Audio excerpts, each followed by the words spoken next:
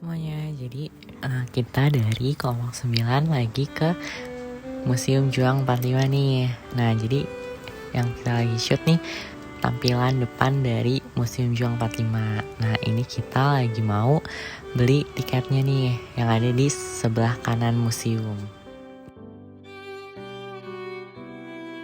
Nah, jadi habis kita beli tiket, di bagian depan Museum Juang 45 nih ada cap dari para tokoh pejuang perempuan Indonesia. Nah, setelah kita masuk ke dalam museumnya, ini ada penjelasan tentang sejarah Menteng 31 pada masa pendudukan Belanda, Jepang, dan kemerdekaan. Jadi Menteng 31 pada masa penjajahan Belanda nih, jadi gedung asrama Menteng 31 adalah Hotel Skamper yang khusus digunakan sebagai penginapan para pejabat tinggi yang singgah di Batavia. Kemudian pada masa pendudukan Jepang, gedung ini diambil dan digunakan sebagai markas kantor jawatan barisan propaganda yang disebut Sendenbu. Tidak lama kemudian, gedung ini diserahkan kepada pemuda Indonesia dan menjadi pusat pendidikan untuk menggembleng mereka agar dapat berguna bagi kepentingan Jepang.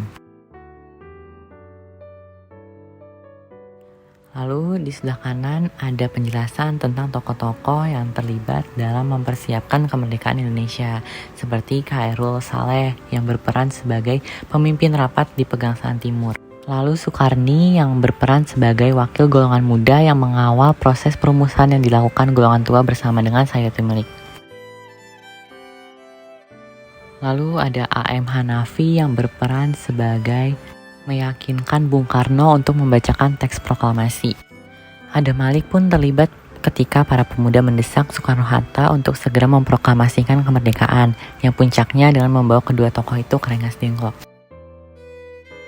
Kemudian ada diorama tentang rapat Rengas Dengklok. Jadi rapat Rengas Dengklok itu terjadi karena adanya perbedaan pendapat antara golongan muda dan golongan tua tentang masalah kapan akan dilaksanakannya proklamasi kemerdekaan sebaiknya dilakukan. Nah, para golongan muda pun membawa Soekarno-Hatta ke Rengas Dengklok supaya mereka terhindar dari pengaruh Jepang.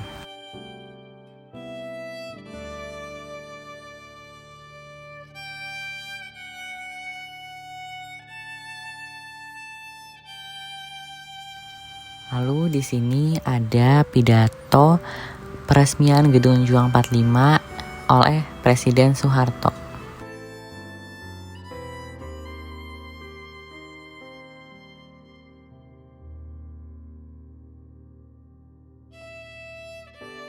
Lalu kami memasuki ruangan yang berisikan alat-alat yang digunakan tentara Republik Indonesia pada saat itu seperti helmet, tempat minum, pedang standar, dan pisau sangkur. Lalu di sebelah kiri ada tandu Jenderal Sudirman. Pada saat itu, saat terakhir dalam bergerilya, kesehatan Jenderal Sudirman menurun. Jadi ia terpaksa harus memakai tandu untuk meneruskan gerilya.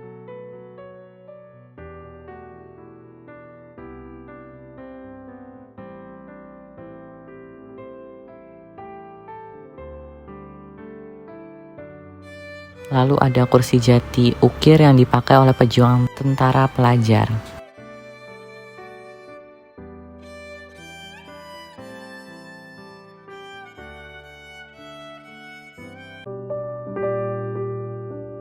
Lalu ada meja jati yang dipakai oleh pejuang Trip Jawa Timur. Oke, jadi di sini ada penjelasan tentang proklamasi kemerdekaan Indonesia 17 Agustus 1945. Jadi pada tanggal 17 Agustus tahun 1945 jam 10 pagi di rumah Bung Karno, Jalan Pegangsaan Timur, nomor 56 Jakarta, diselenggarakan proklamasi kemerdekaan Indonesia. Nah, Bung Karno membacakan teks proklamasi yang baru saja dibuat menjelang pagi hari di rumah Laksamada Maeda di Jalan Imam Bonjol nomor 1 Jakarta. Dalam kesempatan ini, hadir para tokoh bangsa, khususnya anggota panitia persiapan kemerdekaan Indonesia atau biasa disebut PPKI. Nah, di sini ada patung Ahmad Subarjo. Nah, Ahmad Subarjo itu adalah salah satu tokoh yang merumuskan naskah proklamasi.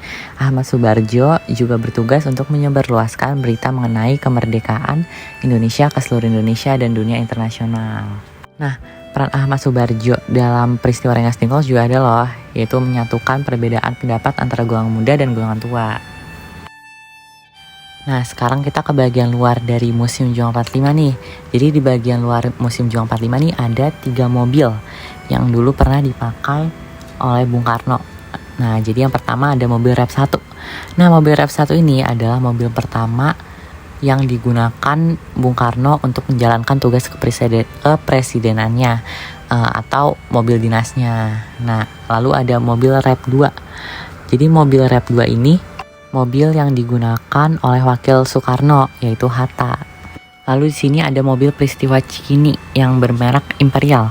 Jadi mobil ini tuh sempat digunakan Bung Karno saat ke sekolah salah satu putrinya, Megawati Soekarno Putri, di Cikini pada 30 November 1957 sekitar pukul 21.00 WIB atau pukul 9 malam.